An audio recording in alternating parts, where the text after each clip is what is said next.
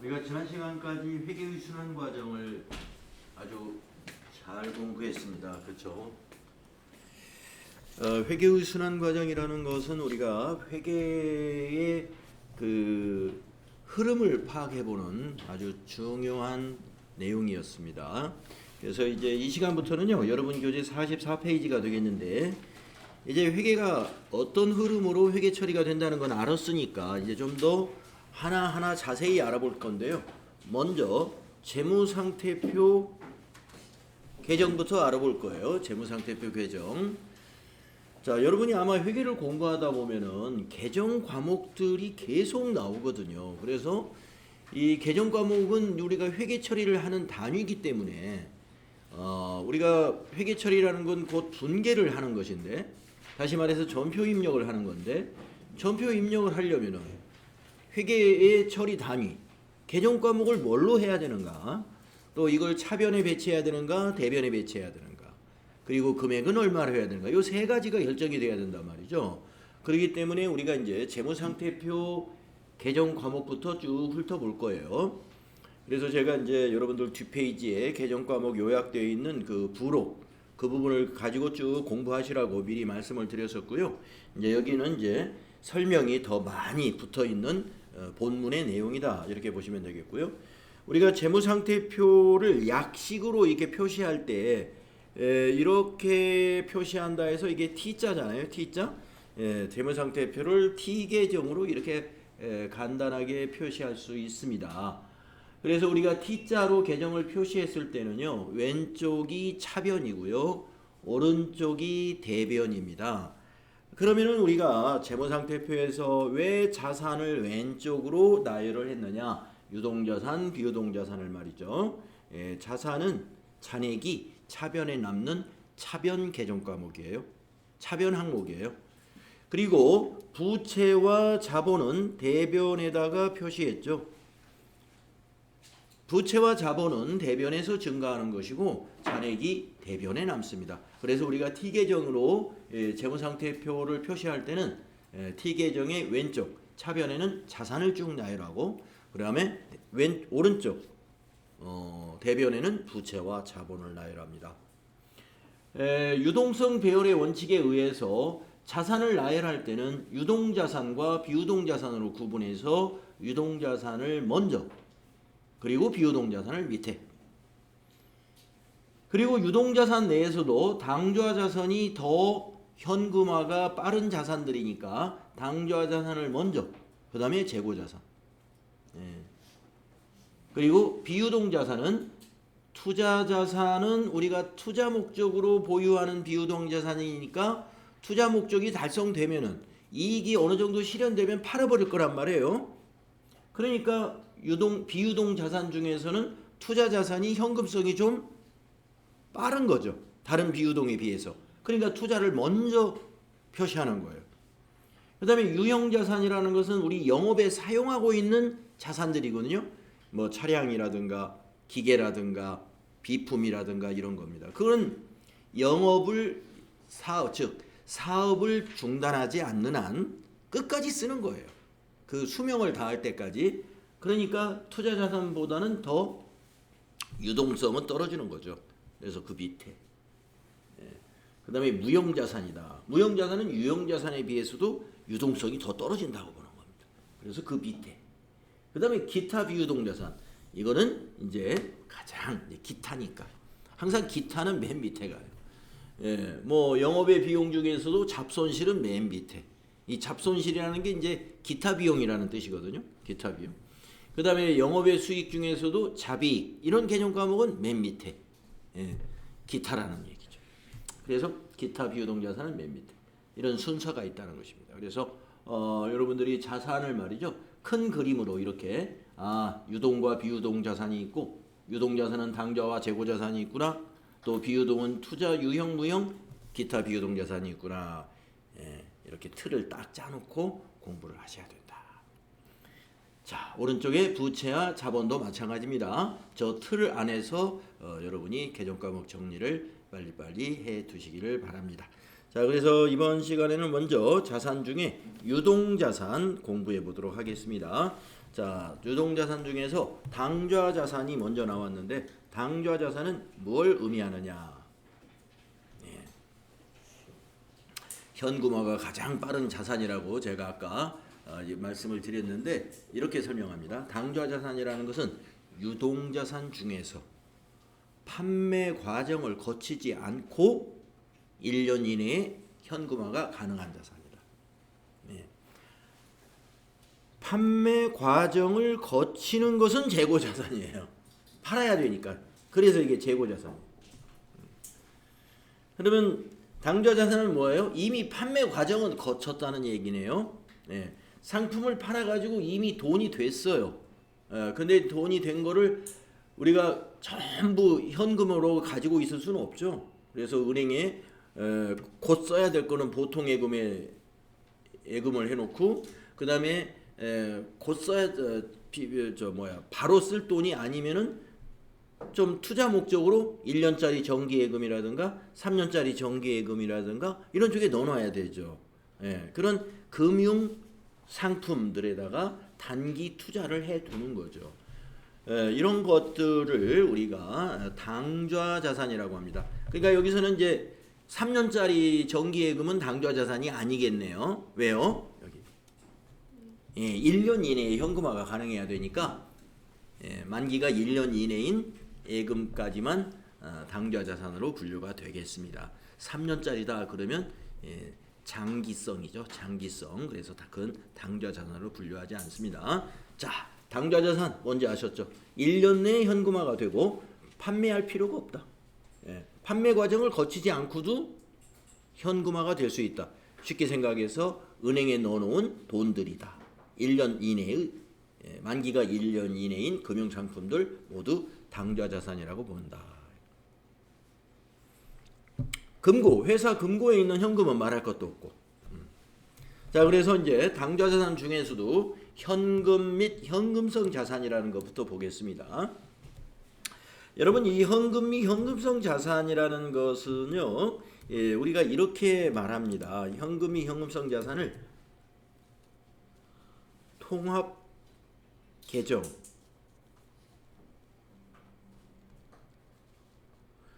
통합 계정 과목이다 이런 말이거든요.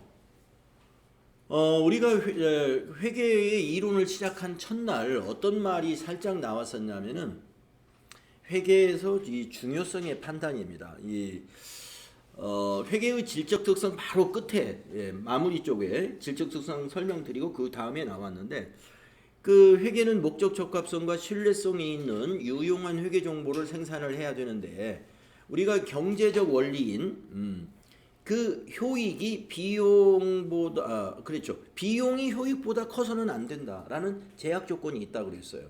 당연한 거죠.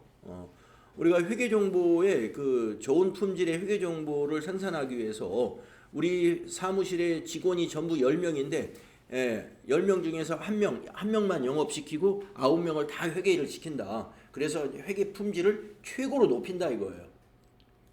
그런 회사 있을까요? 없을 거다 이거죠. 왜 그래요?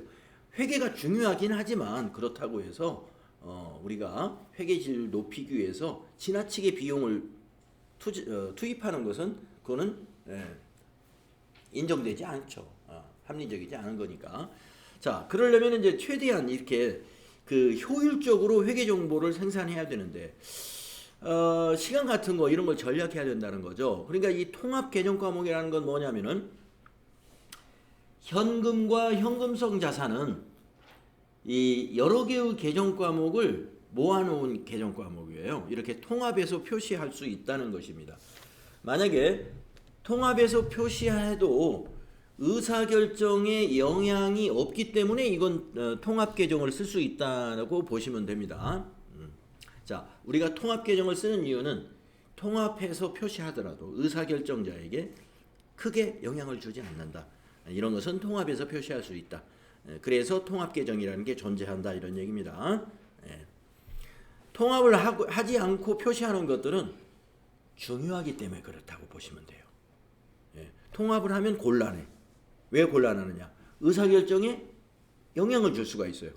통합해버리면 중요한 사실이 전달이 안 된다 이 말이죠. 그러나 이 통합 계정을 쓸 수 있는 것은 통합해도 의사결정에 큰 영향이 없다. 그래서 이 현금이 현금성 자산에 통합되는 계정 과목들을 한번 보시면 아 그러겠구나 여러분이 아마 이해를 하실 거예요. 하지만 전표를 입력한다 이거예요. 전표. 즉 분계를 할 때는 통합 계정으로 분계는 안 해요. 네. 계정 과목. 네. 통합 계정이 아닌 세부 계정 과목별로 전표 입력. 즉 분계는 하고 보고서 만들 때는 통합해서 재무상태표에는 통합 계정으로 사용할 수 있다. 이렇게 이해하시면 되겠습니다. 자, 앞으로 이제 통합 계정 몇 개 나올 때 아, 그런 것이 통합 계정이구나. 이렇게 알고 계시면 되겠어요. 자, 이제 현금이라는 계정 과목 보겠습니다. 당좌 자산의 첫 번째 나오는 계정 과목이죠. 뭐 현금은 여러분에게 설명을 드릴 필요가 없어요. 예, 현금은 자, 통화 대용 그 지폐나 동전이 현금입니다. 지폐나 동전이 현금인데 그런데 우리가 회계에서 그 현금은 이것까지 포함을 해요. 수표. 네. 네, 은행에서 발행한 수표가 이제 자기압 수표이고 기업들이 발행한 수표가 당좌 수표이죠. 네, 기업이 발행한 수표 당좌 수표인데 왜 그냥 당좌 수표라고 하지 않고 앞에다가 타인이 발행한 당좌 수표라고 했느냐? 우리가 기업이 발행하는 거니까 우리 회사도 기업이란 말이에요. 그럼 우리 회사가 발행한 수표도 있죠. 그거는 현금이 아니기 때문에 타인이 발행한 수표만 현금이다. 이런 뜻입니다. 타인이 발행한 수표라는 것은 다른 기업이 발행한 수표예요. 네. 다른 기업이. 네. 만약에 하이닉스라는 기업이 있다. 하이닉스가 발행한 수표는 하이닉스에서 현금이라고 회계 처리를 안 한다 이런 말씀이죠.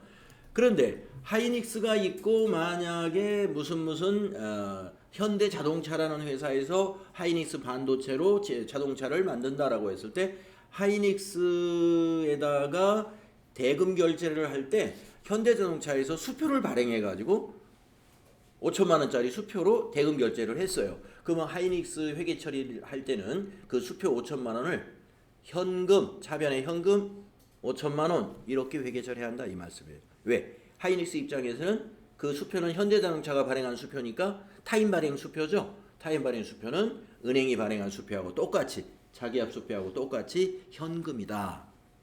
예. 그러면 우리 회사가 발행한 수표는 뭐냐? 그건 조금 이따 아시면 되고요. 자, 요 두 가지 잘 기억하시고요. 나머지도 뭐 시험에 잘 나오진 않습니다만은 우리가 현금으로 회계 처리하는 수표가 성금 수표, 우편환 증서, 배당금 지급 통지표, 만기도래 국공채, 회사 이자표, 회사채 이자표 뭐 이런 것은 현금으로 처리한다. 슬쩍 읽어보고 지나갑니다. 자, 현금인 거 이제 자기압 수표하고 타인 발행 당좌 수표는 현금이구나. 요것만 좀 잊지 않으셨으면 좋을 것 같습니다. 그것을 우리가 통화 대용증권이라고 그래요. 통화라는 건 지폐와 동전을 말하는데 지폐나 동전처럼 쓸 수 있다. 이거는 통화 대용증권 그런 얘기입니다. 다음에 두 번째 나오는 계정 과목이 당좌 예금이라는 계정 과목이에요. 당좌 예금. 당좌 차월은 원래 계정 과목은 아니에요. 그러니까 무시해도 되는데 당좌 차월은 무슨 얘기인가는 알고 계실 필요가 있어요. 당좌 차월은 계정 과목은 아닙니다. 당좌 예금만 계정 과목이에요. 당좌 예금. 자, 그러면 당좌 예금은 뭐냐? 아까 이거하고 연결지어서 보면은 아까 타인이 발행한 당좌 수표는 현금이라고 그랬죠. 당좌 예금은 우리 회사가 발행한 수표 이거를 당좌 예금으로 회계 처리해야 됩니다. 우리 회사가 발행한 수표 그게 당좌 예금이에요. 당좌 예금. 여러분 예금의 상품 중에 당좌 예금이라는 상품이 있습니다. 보통 예금이 있듯이. 그래서 당좌 예금이라고 하는 그 상품을 이해하시면 돼요. 자, 내용을 읽어보시면 기업에서는 현금 거래의 번거로움과 위험을 막기 위해서 거래대금을 수표를 발행하여 지급하는데 이때 발행하는 수표가 당좌 수표다. 당좌 수표다. 그래서 우리 회사가 발행을 하면요, 받는 회사 입장에서는 그걸 현금 받은 걸로 인식해요. 그래서 받는 회사는 그걸 현금으로 회계 처리하는데 우리 회사가 발행할 때 현금을 준 게 아니죠. 우리는 종이만 준 거예요. 수표만. 네. 지금은 이제 수표도 옛날처럼 종이 수표가 아니라 전자 수표. 예. 전자 우편 보내듯이 전자로 보내주면 그걸 현금으로 받는 사람은 현금으로 받아들이지만 우리 회사는 뭘로 주느냐? 우리 회사의 당좌 예금에서 인출이 일어납니다. 언제 일어나냐면요, 발행하는 날은 은행에서 몰라요. 예.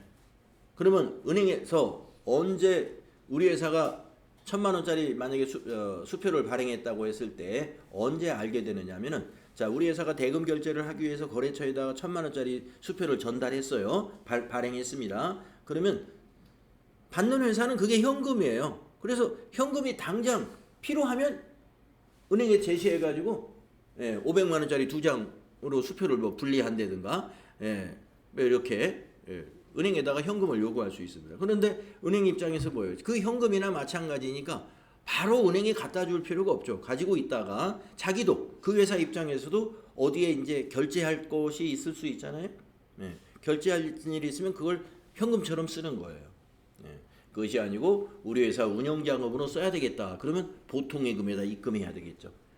우리 회사 운영자금 다 조금 있으면 급여도 지급해야 되니까 이거 보통예금 계좌에 넣어놓읍시다. 그러면 보통예금 계좌에 딱 넣으려고 하면은 그 수표는 국민은행 수표이고 우리 회사 주거래은행 보통예금 계좌는 농협계좌예요. 그러면 농협에다가 저 국민은행 수표 5천만 원짜리를 딱 넣습니다. 그러면 농협에서 어떻게 해요?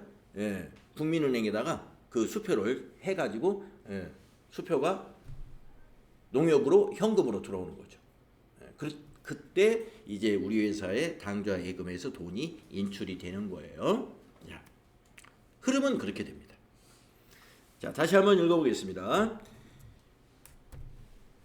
당좌 예금, 기업에서 현금 거래의 번거로움과 위험을 막기 위해서 거래대금을 수표를 발행하여 지급하는데 이때 발행하는 수표, 당좌 수표. 당좌 수표가 발행되면 당좌 예금으로 회계 처리하면 됩니다. 다음 페이지로 가서 당좌 예금에 대해서 다시 한번 설명합니다. 기업이 은행과 당좌 거래 약정을 맺고 일정한 현금을 입금한 후 당좌 수표를 통해서만 인출하게 되는 예금이 바로 당좌 예금이다 이겁니다. 당좌 예금은 이렇게 그 계좌이체 못해요. 수표 발행해야 돼요. 수표로 발행해서만 인출이 됩니다. 당좌 차월. 당좌 차월은 이미 발행한 수표와 어음에 대해 예금 잔액이 부족해도 지급하도록 은행과 맺는 약정으로 결산 시 단기 차입금으로 대체합니다. 자, 그러니까 개정 과목으로는 단기 차입금으로 해야 돼요. 그래서 제가 당좌 차월이라는 것은 무엇인가만 알면 되고, 그게 무엇인가만 알면 되고 개정 과목은 아니니까 그냥 지나갑시다. 아까 조금 전에 그러니까 차입금이에요. 당좌 차월이 차입금. 우리 개인 통장으로 말하면 마이너스 계약 맺는 거예요. 그러니까 우리가 이제 가정에서도 카드 대금도 막 결제되고 그러는데 이 예금 잔고가 항상 빠듯할 때는 불안할 수가 있죠. 그래가지고 내가 만약에 그 카드 살림하는데 카드를 많이 사용했는데 계좌 잔고 부족해가지고 만약에 카드 대금이 인출이 안 되면 내 신용 관리에 또 문제가 있고 하니까 은행하고 마이너스 계좌를 약정을 해줘요. 그래서 내 신용 정도를 봐가지고 은행에서 그러면 500만 원까지 마이너스가 되겠다. 그러면 계좌 잔액이 없어져도 내 계좌에서 자동 대출이 일어나는 거예요. 자동 대출. 물론 이자는 우리가 부담해야 되겠죠. 기업도 마찬가지입니다. 그래서 당좌 예금에 예금 잔액이 항상 있어야 되겠지만 어쩌다가 자금이 좀 딸릴 때는 없을 때도 있어요. 그런데 하필이면 당좌예금에 돈이 없을 그 무렵에 옛날에 발행한 수표가 똑 들어와. 그러면 잘못하면 부도가 나버리죠. 그런 거에 사고에 대비해서 차월 계약을 맺어놓습니다. 갑자기 옛날 수표가 돌아오더라도 우리가 부도가 나는 일은 없어야 되겠다 해서 은행하고 미리 마이너스 계약을 맺어놓는 겁니다. 즉 그 금액 범위 내에서는 자동 대출을 은행이 해주는 거예요. 그걸 우리가 당좌 차월이 일어났다 이렇게 말합니다. 당좌 차월이 일어났다. 근데 당좌 차월이 일어나면요, 그걸 회계 처리를 하느냐? 나중에 결산 때 한꺼번에 당좌 예금을 보니까 잔고가 마이너스가 나 있네. 그것을 단기 차입금으로 부채로 인식해 주면 됩니다. 요 네모 박스에 또 요약해서 설명을 했네요. 여러분들 그 헷갈릴까봐. 자, 첫 번째 줄은 뭡니까? 우리 기업이 발행한 당좌 수표를 지급하면 대변의 당좌 예금입니다. 왜 그러죠? 우리가 수표를 발행하면 우리 통장에서 언젠간 빠져나가잖아요. 그러니까 대변의 당좌 예금. 수표가 당좌 예금이라 그랬죠? 우리 회사가 발행한 수표. 타인이 발행한 수표는 현금. 당사, 당점. 여기서 당점하면은 당사를 의미해요. 당사, 우리 회사. 그래서 당점이 발행한 수표 100만 원짜리를 지급했다 이렇게 말하면 우리가 발행했다는 겁니다. 그러면 당좌 예금이 자산이잖아요. 지금 우리 당좌 자산 배우잖아요. 그러니까 대변의 당좌 예금 100만 원 이렇게 기입해라 이런 얘기고요. 그 두 번째 줄 보세요. 당점이 발행한 당좌 수표를 수취하면, 자, 거래처에다 당좌 수표를 발행해 주는데 그게 어떻게 돌더니 우리 회사 상품을 사가면서 우리가 발행한 수표를 다시 우리한테 줘요. 그런 일이 있을 수 있죠. 이거 현금이기 때문에 그게 돌다가 은행으로 안 가고 다시 발행한 우리 회사로 다시 들어올 수 있어요. 그럴 때는 차변의 당좌예금. 은행에서 안 계좌에서 안 빠져나갔구나 하고 다시 증가시키면 되죠. 차변의 당좌예금. 그래서 우리가 발행한 수표는 발행할 때는 대변의 당좌예금, 돌아오면 차변의 당좌예금이다. 그 다음에 세 번째 볼까요? 타인이 발행한 수표를 지급하면, 여기서 동점이라고 표현할 수 있다는 얘기입니다. 타인을 왜 동점이라고 그러지? 왜 동점이라고 할 수 있냐면요, 우리가 이제 회계 문제를 낼 때 갑자기 수표를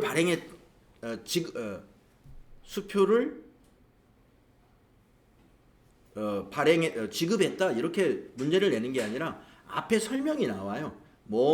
무슨 거래처와 어떠한 내용이 있어가지고 그 대금으로 이러한 수표를 지급했다라고 이렇게 앞부분에 이제 쭉 전개된 내용이 있단 말이에요. 그 전개 내용 중에 보면은 거래처가 나와요.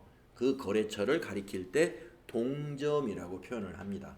우리 회사를 표현할 때는 당점이라고 표현을 하고, 앞에 전개된 회사가 쭉 나오는데 거기에 우리 회사와 거래처 회사가 나올 거란 말이에요. 그때 끝 마무리 때 동점이 이렇게 말하면 거기 언급된 회사 중에 우리 회사 말고 거래처를 가리키는 말이에요. 그래서 타인을 동점이라고 가끔 말하니까 그렇게 알아들으면 됩니다. 자, 타인이 발행한 수표를 지급했어요. 대변의 현금이죠. 또 타인이 발행한 수표를 수취하면, 수취라는 건 받은 거죠. 차변의 현금이죠. 어렵지 않죠. 다음 보통예금을 보겠습니다. 보통예금은 여러분들 설명이 필요 없죠. 만기가 정해져 있지 않는 입출금이 아주 자유로운 우리가 요구불예금이라고 합니다. 자, 보통예금 시험에는 너무너무 잘 나오는 거니까요. 그렇지만 보통예금을 여러분이 보통예금이 무엇인가에 대해서 모를 리는 없고요. 다음에 이제 현금성 자산을 가보겠습니다. 현금성 자산. 아까 당좌 자산에서 우리가 뭐라고 그랬냐면은 1년 내에 현금화가 되는 판매가 필요하지 않은 자산이라 그랬습니다. 1년 내에 현금화가 되는 게 당좌 자산이었어요. 그러면 현금성 자산은 또 뭐냐? 3개월 이내입니다. 만기가 3개월 이내인 유동성이 매우 높은 단기 금융상품까지를 현금성 자산이라고 그래요.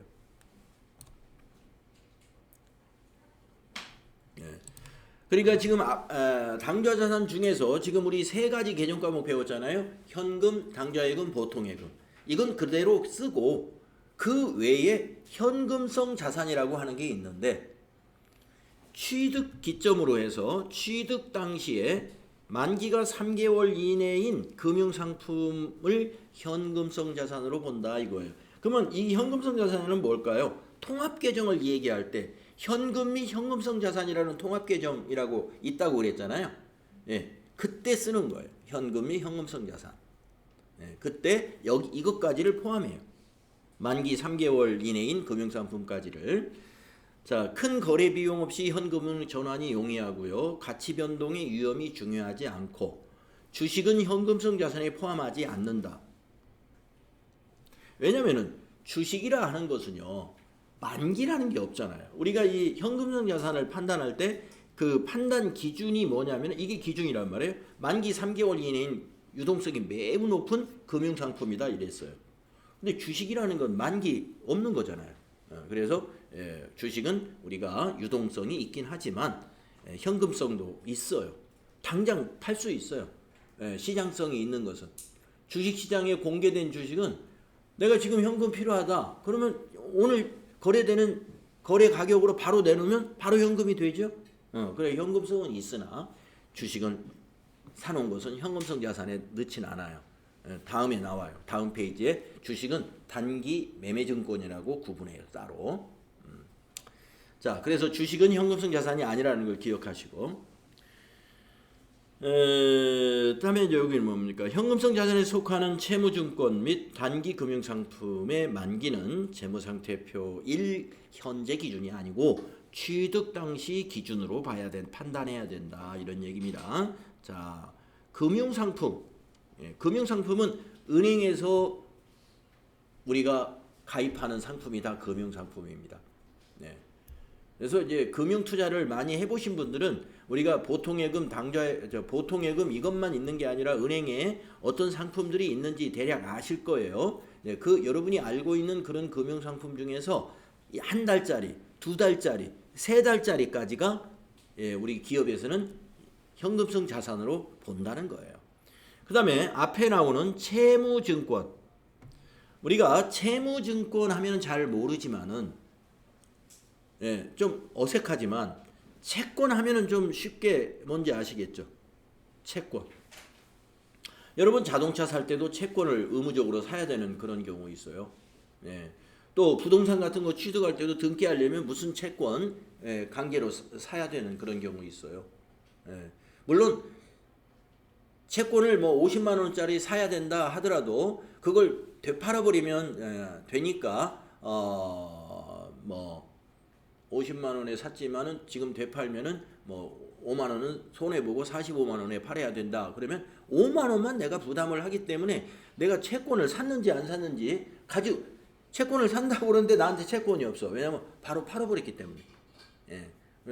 여러분이 기억을 못할 수는 있는데 아무튼 우리가 살다 보면 이래저래 어떤 그 채권을 법적으로 사야만 되는 그런 취득을 할 때가 있어요. 그게 이제 바로 채권입니다. 채권. 우리나라 경제총리가 미국 채권에 투자했다고 요새 아주 굉장히 비판을 많이 받더라고요. 네. 그래서 이 채권에는 그 만기가 있어요. 주식이라는 거에는 만기가 없지만 채권에는 만기가 있습니다. 뭐냐면 채권이라는 것은요. 그 채권의 액면 금액이 있고 거기에 이자율이 있습니다. 그래서 정해진 이자를 보고 투자하는 거거든요. 채권에 투자한다는 것은. 그래서 만약에 지금 은행 이자율이 만약에 4%다. 근데 채권에 5%라고 표시되어 있어요. 그러면은 이자율이 앞으로 떨어질 것 같은데 5%를 해? 그러면 채권이 얼마짜리야? 100만 원짜리. 그럼 100만 원짜리를 그러면 시장 이자율이 지금 뭐 4%인데 어떤 회사가 5% 주겠다고 하면서 100만 원의 그 채권을 팔겠습니까? 그래서 채권을 좀 비싸게 파는 거예요. 그래서 채권 가격이 형성되는 거예요. 그래서 만약에 105만 원에 판다. 105만 원에 사더라도 그 채권 기간이 만약에 3년이면은요. 우리가 3년 내에 이자율은 더 떨어질 것이고 뭐 이런 거 저런 거 계산해 가지고 아, 지금 채권 투자가 지금은 맞는 시기구나 해서 채권을 사고 그러잖아요. 투자하는 사람들이. 자, 그렇게 장기 채권도 있지만 채권은 3년짜리라 하더라도 어떻게 됩니까? 채권 3년짜리가 계속 3년이 되는 게 아니고 발행한 지 1년 지나면 이제 만기 2년 남았죠. 발행한 지 2년 지나면 이제 1년 남고. 그러다가 2년 7개월이 지났다. 2년 9개월이 지났다. 그러면 3개월 남았죠. 그러면 만약에 채권 발행한 지 3년짜리인데 2년 9개월 지난 이제 만기가 3달 남은 채권을 우리 회사가 샀다 이거예요. 그거는 우리 회사는 그것을 현금성 자산에 포함할 수 있다. 이런 얘기입니다. 채권을 발행할 때 3달로 발행하는 회사는 없습니다. 우리가 기업이 채권을 발행한다. 아니면 정부 기관에서 채권을 발행하는 것은 장기적으로 자금을 쓰려고 채권을 발행하는 거기 때문에 채권을 발행할 때 만기 3개월짜리를 발행하지는 않아요. 보통 3년 장기로 발행합니다. 근데 아까 말씀드린 대로 그것이 발행한 기간이 지나면 만기일이 자꾸 다가오잖아요. 채권은 시장에서 이렇게 사고팔고 거래가 일어나는데 만기 3달 남은 것을 우리가 샀어요. 그것은 현금성 자산이다. 이렇게 이해하시면 되겠네요. 자, 현금 과부족에 대해서 좀 설명을 드리겠습니다. 현금 과부족. 임시계정입니다. 임시계정. 우리가 그 회계의 순환 과정을 공부할 때 손익이라고 하는 임시계정을 만들어 가지고 수익과 비용 계정을 마감했던 걸 여러분이 기억하실 거예요. 그 계정은 그 마감할 때 장부 마감할 때 한 번 쓰고 안 써요. 1년에 딱 한 번 쓰고 마는 계정이죠. 그래서 그걸 임시계정이라고 하는데 이 현금 과부족은 임시계정입니다. 왜 임시계정이냐? 이거는 정리가 끝나면 없어져요. 즉 재무상태표에는 현금 과부족이 나타나지가 않습니다. 임시로 사용하는 계정 과목입니다. 내용을 한번 봅시다.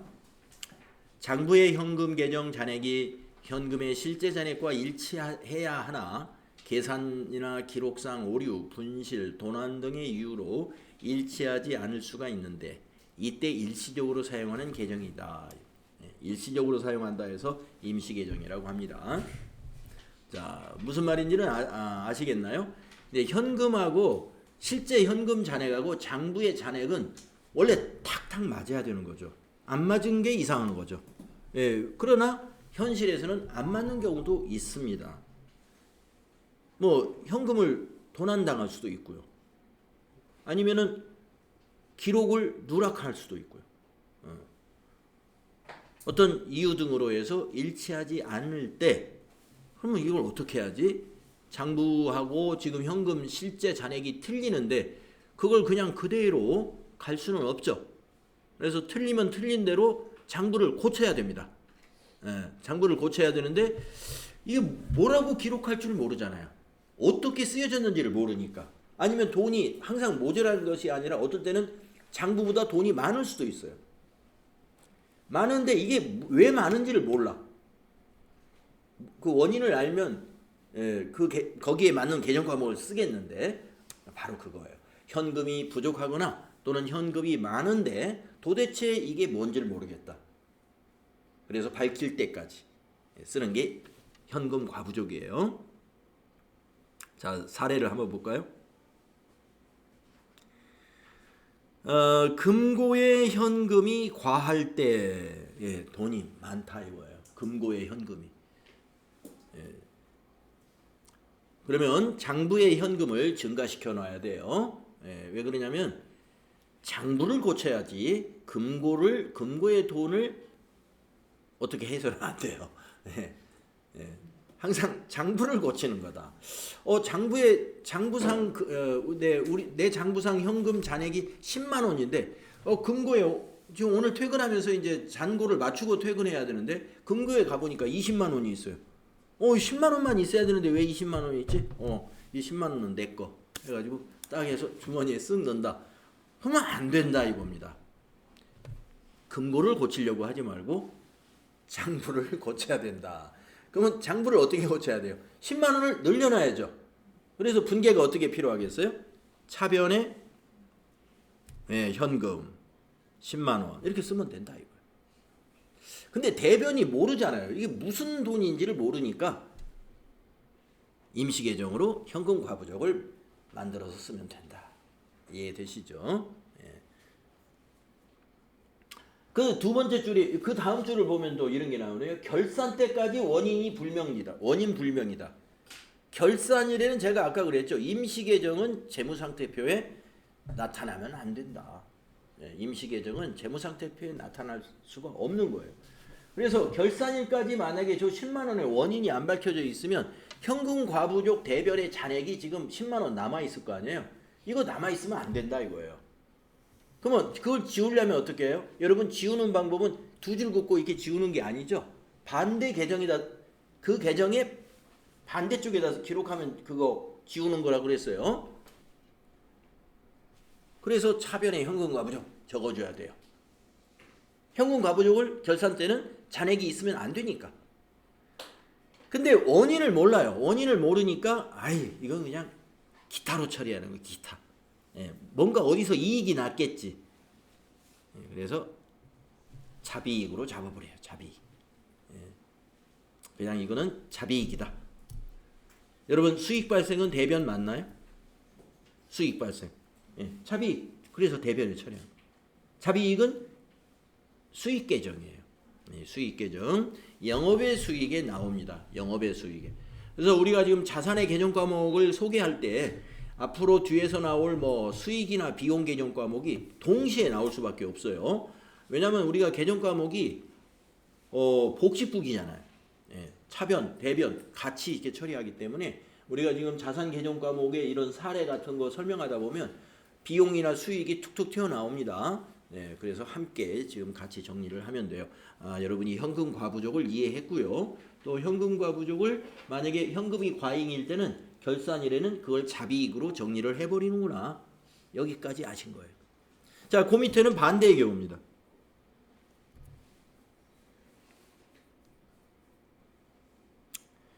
금고에 현금이 부족해요. 장부보다. 그러면 장부가 10만 원인데 금고에 5만 원밖에 없어요. 내 돈이 5만 원 있으니까 내 지갑에서 5만 원 넣어가지고 금고를 맞춰버리고 끝. 이렇게 하면 안 된다 이겁니다. 이렇게 하면 안 되고 분명히 도난을 맞았든지 아니면 누군가 대표이사가 돈을 가져갔든지 이 금고를 열쇠를 가지고 있는 사람이 나 혼자면은 내가 책임을 져야 되겠지만 위에 팀장도 가지고 있고 대표이사도 만약에 가지고 있다. 그러면 세 사람 다 확인해 봐야 되잖아요. 그렇기 때문에 현금이 부족하다. 근데 지금으로서는 알 수가 없다. 그렇다면은 부족한 장부를 고쳐야 돼요. 장부. 그래서 장부를 감소시켜야 돼요. 장부를 감소시키려면 현금 계정 대변에다가 5만 원 이렇게 기록해야 되겠죠. 근데 이게 무슨 비로 썼는지 몰라. 그래서 차변을 현금 과부족으로 한다. 현금 과부족은 차변에 올 수도 있고 대변에 올 수도 있고. 자, 그리고 여기도 마찬가지로 결산일까지 이 원인을 안 밝혀졌어요. 끝까지 몰라. 안 밝혀져 가지고 그랬다. 그러면 현금 과부족 잔액이 있으면 안 된다고 그랬죠? 반대쪽에 기록해야 돼. 그래서 대변에 현금 과부족 5만 원 기록해 주고 원인을 모른 현금이 없어진 건 뭐예요? 비용 처리해 버려야죠. 근데 원인을 모르니까 그걸 무슨 복리후생비, 여비교통비 이렇게 마음대로 할 수가 없어. 그래서 기타. 우리 여기서 기타를 잡손실이라고. 잡손실. 잡손실. 이해 가시죠? 현금 가부족이 왜 운영되는지 이렇게 운영하시면 된다. 다음은 단기 금융상품이라는 개정 과목이 있는데요. 단기 금융상품에는 만기가 1년 이내인 모든 금융상품을 다 말합니다. 예를 들면 정기예금 1년짜리, 6개월짜리 이런 거 다 단기 금융상품입니다. 그 개정 과목에는 단기 금융상품 개정 과목을 만들어 쓰는 회사도 있고 그냥 정기예금, 정기적금 이렇게 만들어 쓸 수 있습니다. 네, 그다음에 기타 단기 금융 상품들이 있는데요.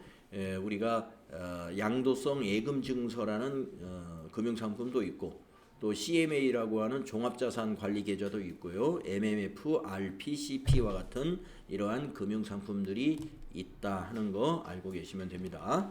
네, 그다음에 이제 단기 매매증권 여기에 이제 별을 하나 쳐놓아야 되는데 뭐 앞에서 나온 것도 현금 보통예금은 너무나 자주 나오는 건데 거기서 뭐 여러분이 어려운 것은 없어요. 현금 개정 과목을 처리하는데 내가 참 어려웠다 이런 사람 본 적이 없습니다. 보통예금도 마찬가지예요. 뭐 보통예금을 내가 회계 처리하는데 너무 어려웠다, 많이 틀렸다 이런 얘기 들어본 적이 없어요. 근데 이건 약간 어렵습니다.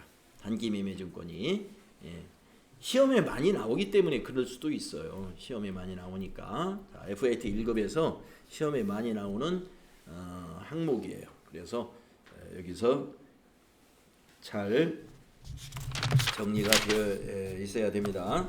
자, 단기 매매증권은 뭐냐? 단기간의 매매 차익을 얻기 위한 목적으로 시장성이 있는 유가증권을 구입하는 경우에 단기 매매증권으로 회계 처리합니다. 자, 유가증권이라고 했는데 유가증권에는 가로, 주식, 사채, 공채 등 여기서 사채, 공채가 바로 채무증권을 이게 더 세부적으로 나눈 거예요. 채무증권을. 그러니까 사채는 법인이 발행한, 즉 회사가 발행한 채권을 사채라고 여기서 표현했어요. 법인이 발행한, 회사가 발행한 채권, 사채라고 했고, 공채, 공공기관이 발행한 채권을 여기서 공채라고 합니다. 도로관리공단, 우리가 이제 대개 차를 사면은요, 도로를 유지보수하기 위해서 우리나라에 그 도로 유지보수하기 위한 그 국가기관이 있어요. 거기에서 이제 자금이 있어야 하니까 물론 국민 세금 가지고도 하지만 또 차량을 취득하는 사람들에게 그만한 또 저기를 하기 위해서 그 사람들에게 채권 사라고 강제로 법으로 되어 있습니다. 그런 것이 이제 공채입니다. 그다음에 국가가 발행하는 거, 국가 재정을 확보하기 위해서 국가 정부에서 발행하는 게 그게 국채이죠.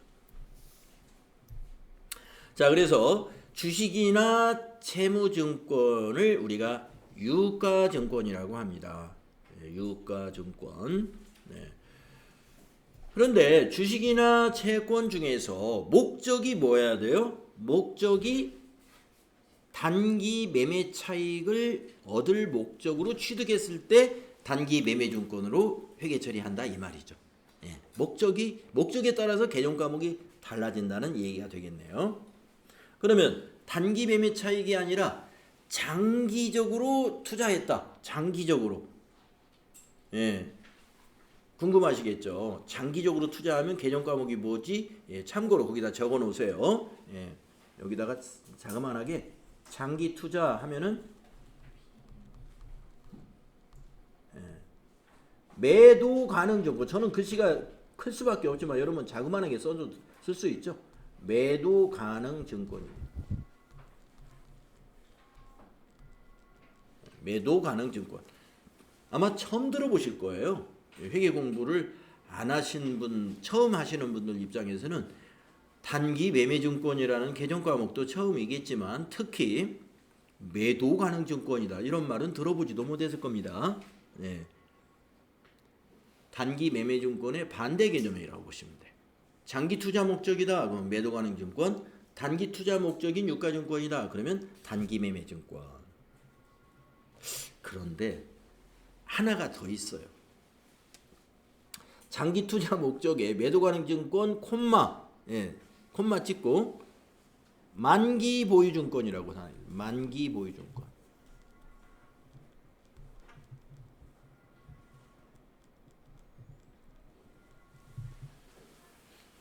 만기 보유 증권도 장기 투자예요. 그러니까 유가증권이 세 가지로 구분이 되네요.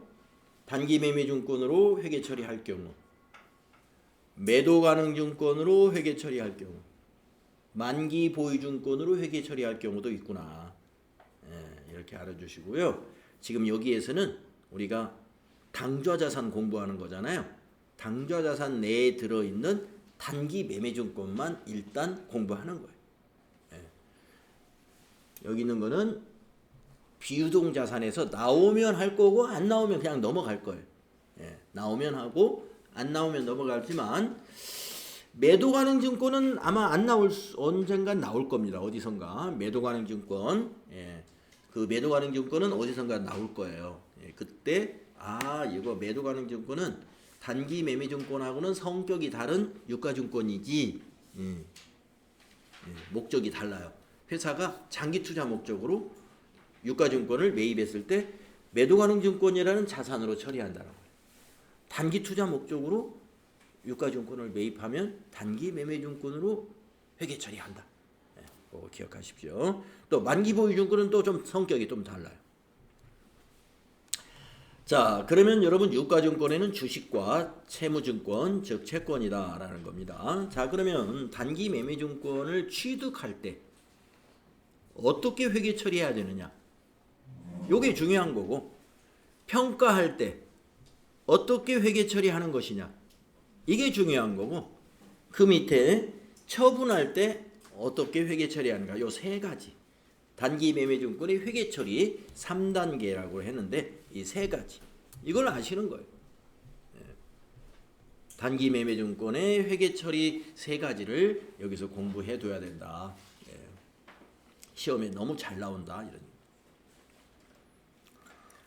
자, 봅시다. 취득 시 구입 금액으로 회계 처리한다. 구입 금액으로 회계 처리한다. 액면 금액으로 해서는 안 된다. 액면 금액으로 해서는 안 된다. 자, 주식이라는 걸 우리가 저 회계의 순환 과정 연습할 때 1번 분기에서 우리 회사가 주식을 발행한 거 여러분 회계 처리한 적 한번 있죠? 그때 액면가로 처리했던 건 자본금이었죠? 네. 액면가로 회계 처리하는 경우는요, 자본금 처리밖에 없어요. 발행한 회사 입장에서. 지금 우리가 자산에서 배우잖아요. 자산에 있는 단기 매매증권을 우리가 공부하는데 이 단기 매매증권은 단기 투자 목적으로 취득한 자산이에요. 근데 단기 투자 목적으로 취득한 자산인데 뭐 액면가가 무슨 소용이 있어요? 취득한 내가 투자한 돈 이게 회계 처리해야죠. 그래서 구입 금액으로 회계 처리해야 돼요. 그러니까 시험 문제를 낼 때는 이렇게 넣는다 이거. 액면가 얼마, 구입 금액 얼마 이렇게 하면 액면가 여기서는 무시해야 된다 이런 말이에요. 다음에 두 번째, 취득할 때 수수료가 있을 수 있는데 그 수수료는 단기 비용으로 처리해라. 수수료를 단기 비용으로 처리해라. 이게 아주 예외적인 거예요. 앞으로 이런 일은 앞으로는 없어요. 예외적이다. 예외적이다.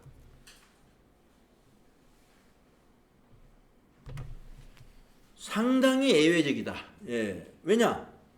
앞으로 이제 자산을 배우실 때 어떤 자산이든 간에 이 단기 매매증권 하나 딱 제외하고는 취득할 때 발생한 수수료든 운반비든 보험료든 설치비든 전부 원가에 포함해요. 취득 원가에 포함시켜요. 어떤 자산이든 간에.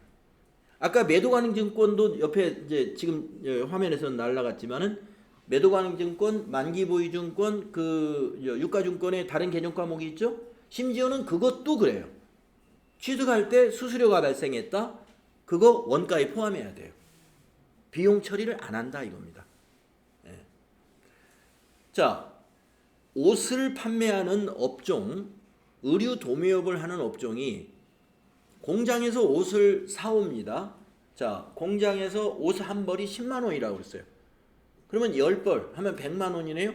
근데 이거를 공장은 서울에 있고 우리는 매장은 이천에 있어요.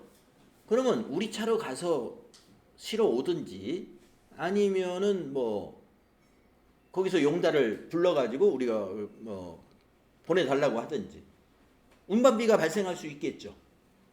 그러면 100만 원에 오늘 매입을 했는데 용달로 운반하는데 20만 원이 들어갔어요. 그러면 이 10벌의 매입 원가는 100만 원이 아니라 120만 원으로 회계 처리하는 거예요. 상품 120만 원.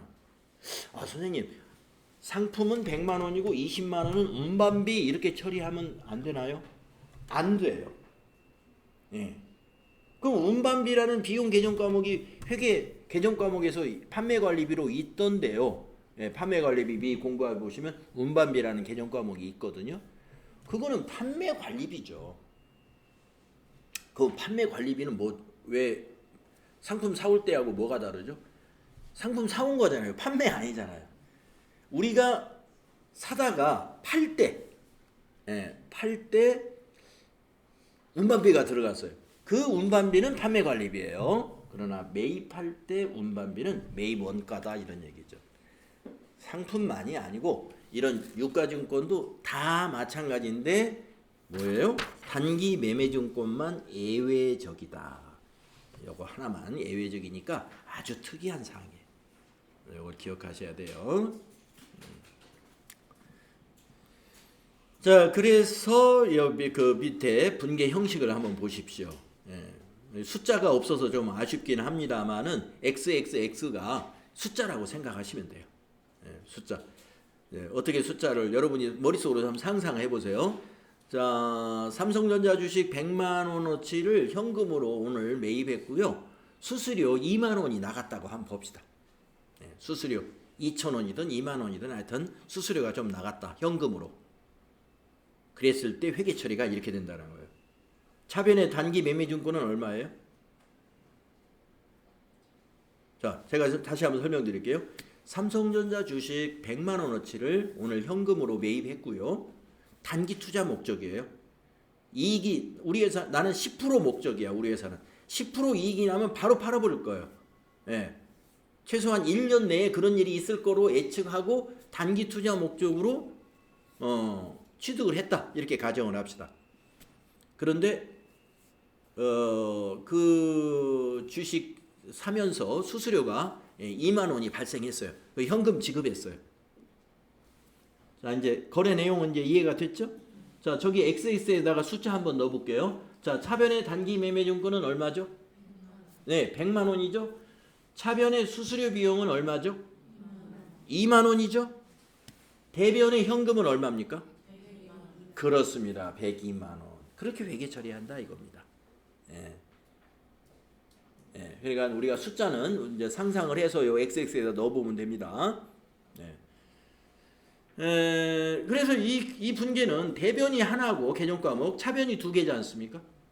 네, 차변이 두 개죠. 이게 가능해요. 그러니까 대변을 현금을 두 줄로 쓸 필요가 없어요. 우리가 지난번에 그 손익 대체 분계 이거 할 때 대변의 손익을 두 번 썼는데 그냥 이해하기 쉽게 그렇게 쓴 거고, 대변의 현금 100만 원, 대변의 현금 2만 원 이렇게 두 줄로 쓰지 않고 여기다가 102만 원 이렇게 써도 된다 이런 얘기입니다. 여기 100만 원이고 이해가 되시죠? 이렇게. 어때요? 차변 대변 배치는 잘 된 건가요?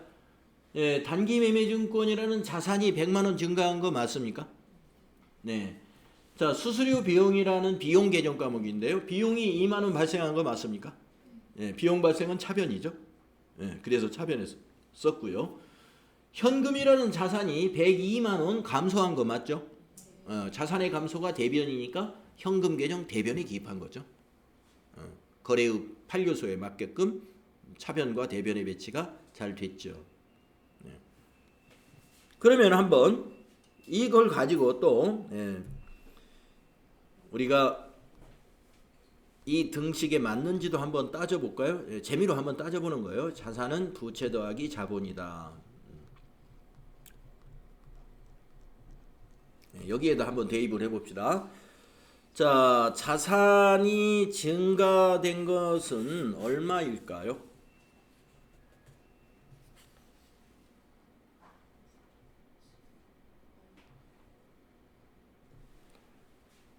자산은 증가는 100만 원을 했고 감소가 102만 원 했죠. 요 거래에서. 예, 단기 매매증권 자산 100만 원 증가했죠. 현금이라는 자산이 102만 원 감소했잖아요. 그래서 합치면 어떻게 돼요? 2만 원 감소. 예. 자, 자산이 2만 원 감소했습니다. 부채는 어떻게 됐어요? 없죠. 이 거래에 부채가 나오나요? 부채 안 나왔죠? 예, 없어요. 자본이 어떻게 됐을까요? 자본. 저 분계에서 자본에 영향을 주는 것은 비용 이겁니다. 비용이 자본에 영향을 줘요. 어제 여러분들 배웠는데 수익이 발생하면은 그 수익은 미처분 이익잉여금을 증가시켜 가지고 당기 순이익을 증가시켜서 그것이 미처분 이익잉여금이라는 자본으로 결산대 가죠. 자, 지금은 수익이 난 게 아니라 비용이 발생했죠. 비용이 발생하면 당기 순이익이 줄어들게 되죠. 그러면 기말에 자본으로 가는 금액이 2만 원 줄어들게 되는 거죠. 그래서 자본이 마이너스 2만 원이 되는 거죠.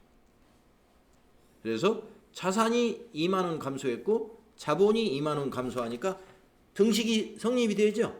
마이너스 2만 원은 0 더하기 마이너스 2만 원이다. 네.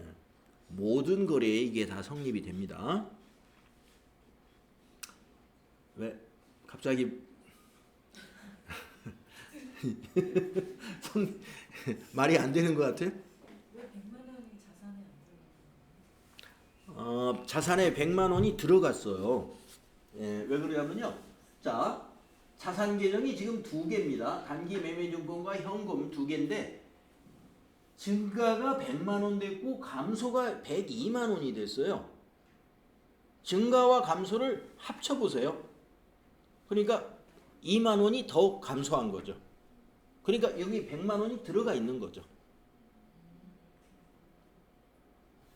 자, 자산이 차변에도 있고 지금 대변에도 있어요. 이 거래에서는. 그죠? 그러면 자산 총액으로 봐야 돼요. 자산 총액으로 봤을 때 자산은 2만 원 감소한 거죠. 그럼 100만 원이 여기에 반영된 거죠. 요 100만 원만 보지 마시고 현금 102만 원 감소한 것까지 같이 봐라.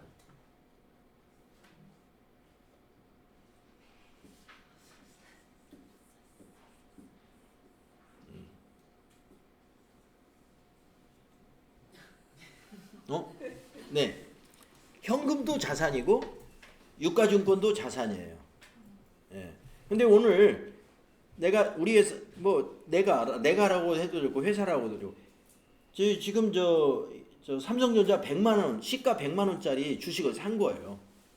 근데 내 금고에 있던 현금은 102만 원 나간 거예요. 102만 원 나갔어요. 그 주식 대금을 지불하고 비용도 지불하면서 102만 원. 그러면 나의 자산은 2만 원 감소한 거죠. 예. 유가증권 100만 원짜리가 늘긴 했지만 대신에 돈이 102만 원이 없어졌잖아요. 두 개를 합쳐서 따지 보면은 총 자산에서는 2만 원이 감소했다. 예. 맞죠? 예. 요 100만 원 계산 안 한 게 아니라 요 100만 원과 저기 감소한 102만 원을 같이 계산하는.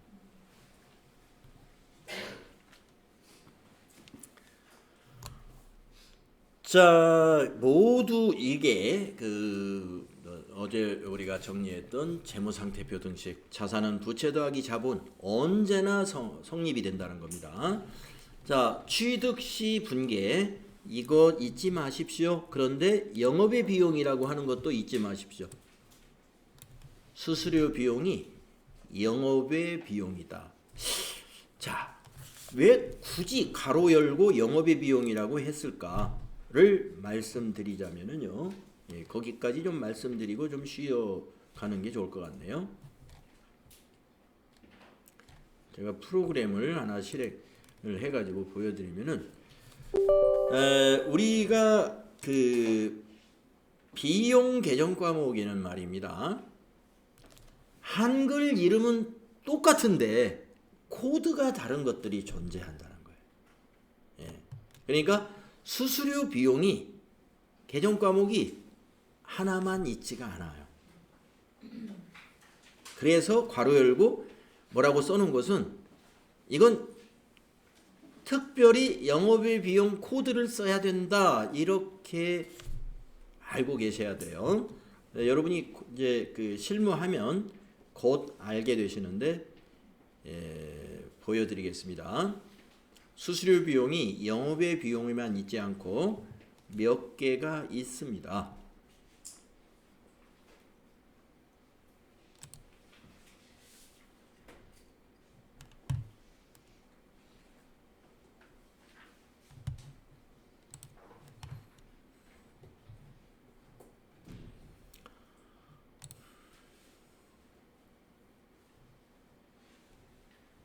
자, 계정 과목 및 조교 등록이라는 메뉴에 제가 지금 계정 과목이 정리되어 있는 기본 정보 관리에서 계정 과목 정리된 내용을 한번 보도록 하겠습니다.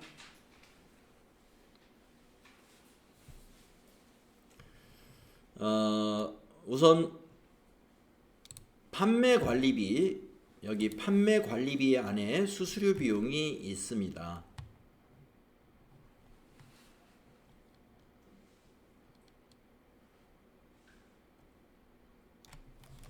컨트롤 F.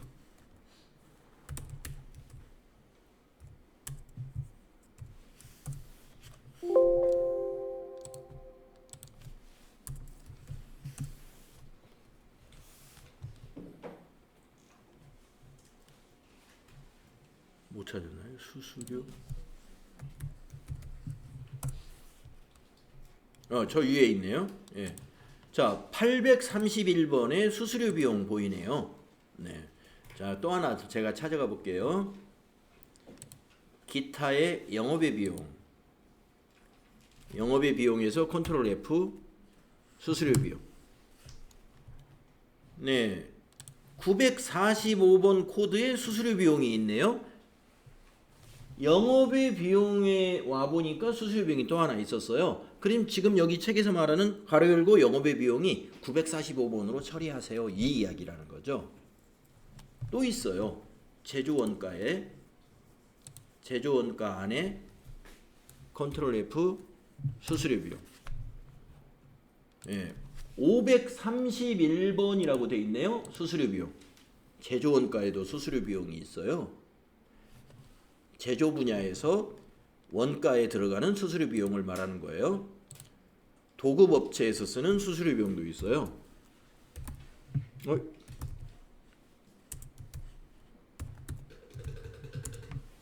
예, 631번도 수수료 비용이에요.